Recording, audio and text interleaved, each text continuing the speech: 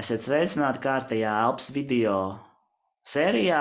Prieks jūs redzēt ekrāna otrā pusē. Man aizvien vēl sauc Aleks, un es jums šoreiz izstāstīšu par izelpas maģiju. Ja, izelpai arī ir maģija, un izelpa mums var dot divas brīnišķīgas lietas.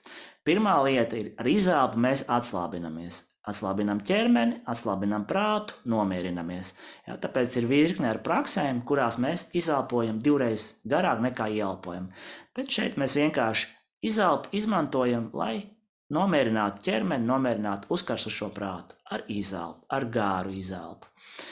Un otra lieta, kur mēs varam izmantot izelpu, otrs brīnums, ja maģija ir, mēs varam iemācīties ar izelpas palīdzību pagarināt ieelpas. Ja? Jūs ziniet, dziļa elpa ir ļoti, ļoti ārstējoša, noderīga.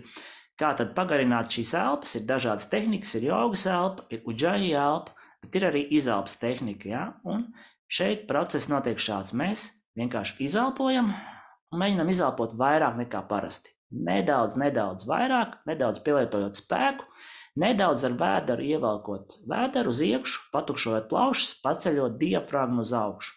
Ja? Mēģinam dabūt vairāk gaisa nekā parasti ārā. Tad nedaudz aizturam elpu, sekundi, divas, un ļaujam elpai notikt.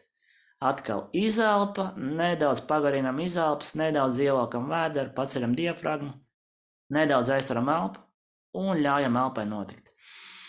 Un jūs pamanīsiet, ka elpa pati no sevis pagarināsies, būs dziļāka, garāka, un jums būs dziļas garas ieelpas un dziļas garas izelpas.